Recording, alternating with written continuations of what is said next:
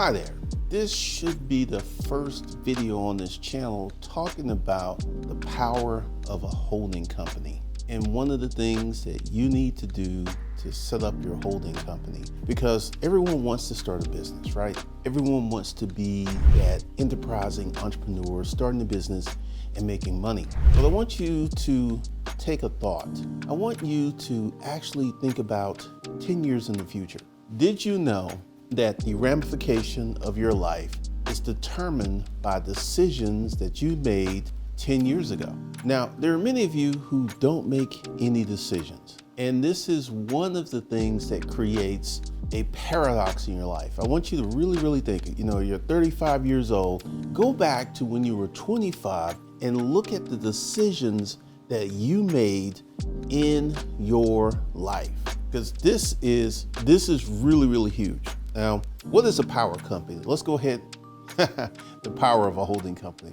What is the holding company? A holding company is a legal entity structure that allows you to manage other companies. You could think of this as the management company, the consulting company, the leadership company. And essentially, what you will do is set up an LLC, maybe a C Corp, maybe a partnership, maybe even a trust will be at the head of all of this to be the management operating partner in your business.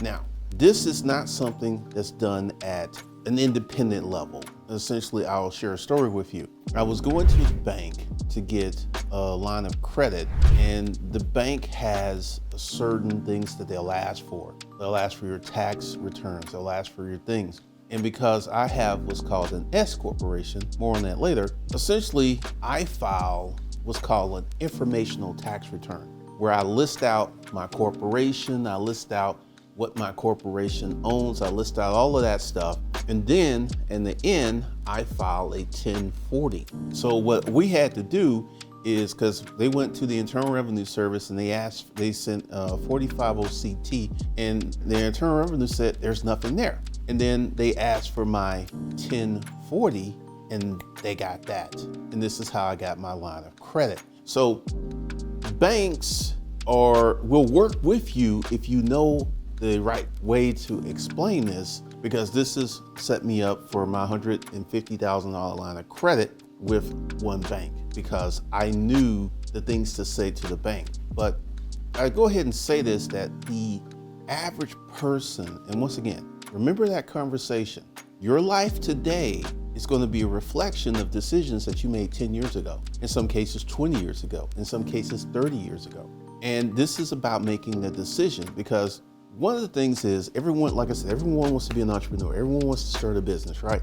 But you make the decision to set up a holding company. Now, this right here influences your mindset quite a bit, because this means that you're going to have more than one business. I was reading an article that was talking about taxes for a holding company. Now, as someone who has a holding company, as someone who has filed taxes on their holding company, I kind of laughed, because essentially this is how it works. The holding company owns the operating companies, right?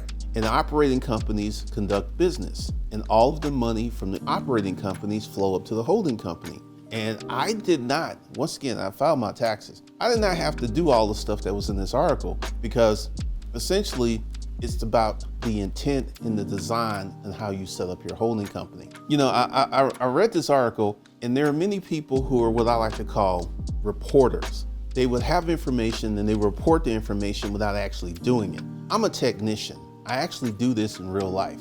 I have the business credit cards, I have the lines of credit, I have the business to prove it. So when you start a holding company, once again, this predisposes your mindset to you're going to have more than one business. And go ahead, subscribe, and hit the bell notification button, because I'm gonna be talking about this quite a bit. Because when you do this, because I'll explain to you, I had a car rental business that actually failed. First business failure that I can recall since the early days when I was in the military, and I started 5 businesses and they all failed. But after that period of time, everything that I started and worked on was a success. It was either moderately successful or overwhelmingly successful, except for this car rental business. So I put this car rental business in my holding company stack, and it was, it was a bet.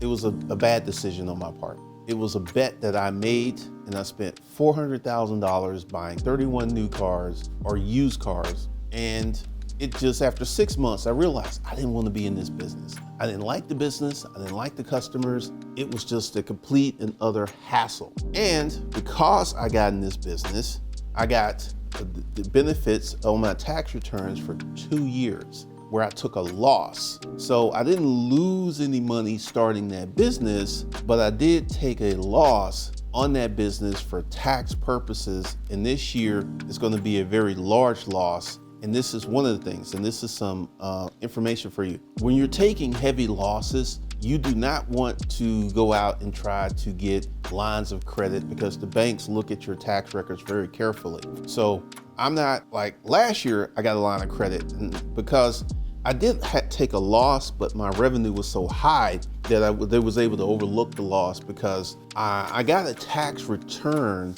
but I still paid a lot in taxes. Because I filed this under my holding company situation, this gave me incredible losses. And this year, I'm not gonna pay any income tax. But this is a year that I'm not trying to do anything. I'm not trying to buy a house. Financing a car is real easy. But one of the things is, this gives me tremendous power for tax purposes. And it all sets up in how you design your holding company and how you set up your operating companies, because there's a lot of people who do it incorrectly. So this gives me massive tax benefits in the companies that I choose to put in my holding company stack. Also set me up for really good profitable returns because of the way that this is set up. This is where the power comes from, because everyone talks about every millionaire has 7 streams of income. I do not have 7 streams of income. I have 1, 2, 3. I have 3 streams of income. And also, with setting up your holding company, your first operating company is going to take 2 to 3 years to get up and running before you even think about setting up that second company. But once again, it gives you incredible power, and it gives you incredible benefits, because I will share some stuff with you guys. Because I have a holding company, my holding company pays for my life insurance, my health insurance, my car payments, my car, because my car, which I'll talk about, I bought in the company name. And because my car was way less than 6,000 pounds, I could not take the bonus depreciation, but I can take a 20% deduction for that car every year. I took a 20% deduction for 2022. I will take a 20% deduction for 2023.